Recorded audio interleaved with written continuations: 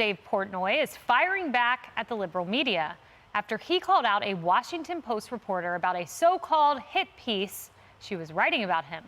Portnoy says Washington Post food reporter Emily Heil was attempting to drum up negative comments from his sponsors, and his confrontation with her quickly went viral.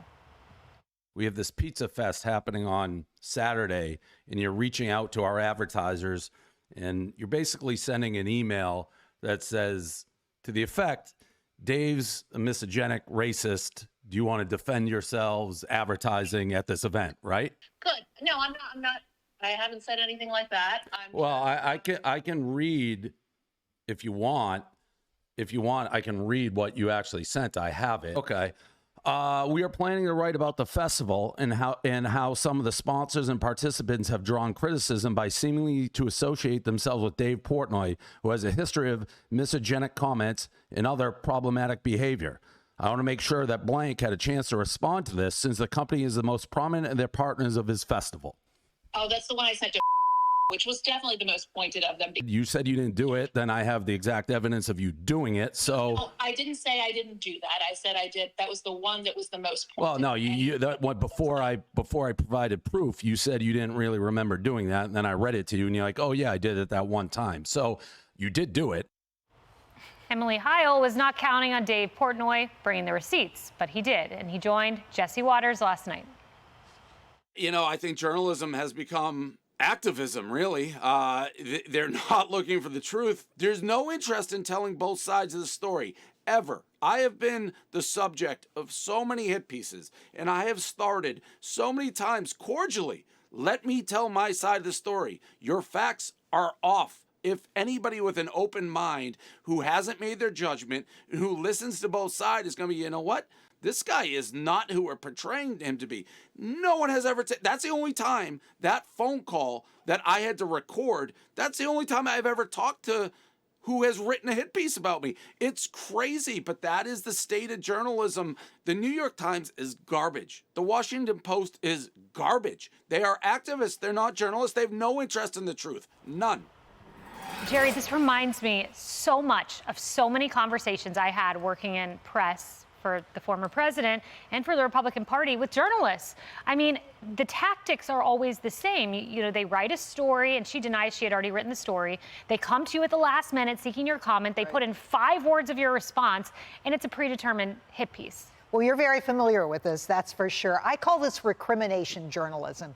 This is when liberals are journalists and they think it's their job to go after the issues that are important to them. So that's whatever your position is on gender rights or women's rights. That's the lead of every story. This woman is a food writer. Presumably, she would be interested in food, pizza in this case, but unfortunately not at all. And I think, you know, it's just one example of journalism standards just going down the tube. You don't find the even portrayal of a lot of people, or most people, and certainly not politicians. And it goes even further into social issues. You know, you don't see Dana Perino on the cover of one of the women's magazines, right?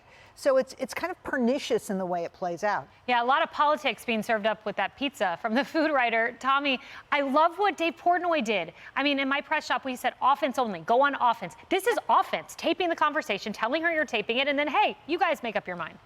And what's great is this has happened so many times when certain activists, whether they're in journalism or where have you, have tried to pull this cancel culture thing, because that's really what she was trying to do. She was trying to pull a cancel culture mechanism on him by going after the advertisers and the sponsors. We know this song and dance. That's what they do. They want to make people afraid to associate with you, therefore cutting into your bottom line and further just maligning you and demonizing you. That was her intent. That was her goal, the food writer. And again, what I love about the extended part of this clip is he said, you could have written about how I'm helping small businesses through this pizza fest and how I've uplifted so many small businesses. But she had no desire to do that, which would have been actually closer to writing about food. She didn't want to do that. She feels that Dave Portnoy is misogynistic. She wanted to make that point. And so she did what she did, and he called her out on it. And I hope that more journalists will understand that this is the risk that they run if they want to be journ activists instead of journalists. I like that term, journ activist.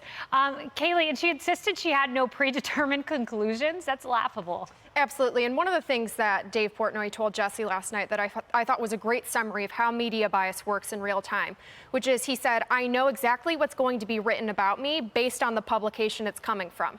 And he knew what she was going to say about him, not even just because of the emails to her advertisers, but because she was a Washington Post reporter. That is why only 7% of the American public says that they have a great deal of trust in our media. It's because this is how it works. She came to him. Well, actually, she didn't come to him. He had to go to her.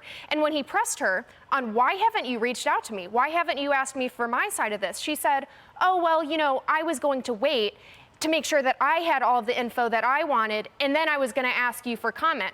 In other words, she was going to come with her predetermined conclusions, back him into a corner, and force him to accept this narrative that she was going to try and spin on him. And she got owned, and I will be fascinated to see if this story ever makes the light of day. Definitely got owned, and it was kind of fun as a spectator to sort of see the tables turn a little bit. I mean, we live in a media society that benefits, thrives, and profits off clicks, likes, shares, views. I mean, that's where we are.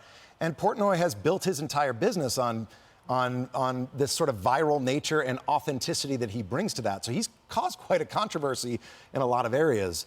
But it was great to see the tables turn a little bit. And to the point you were making earlier, no one's talking about what he did do for small businesses and continues to do through this Pizza Fest where he's bringing together his passion of pizza. I mean, who doesn't have a passion for pizza?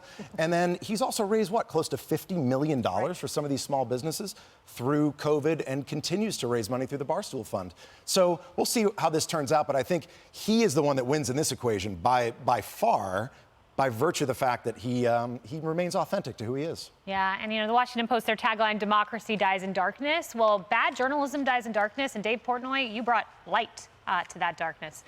Hey everyone, I'm Emily Campagno. Catch me and my co-hosts Harris Faulkner and Kayleigh McEnany on Outnumbered every weekday at 12 p.m. Eastern, or set your DVR. Also, don't forget to subscribe to the Fox News YouTube page for daily highlights.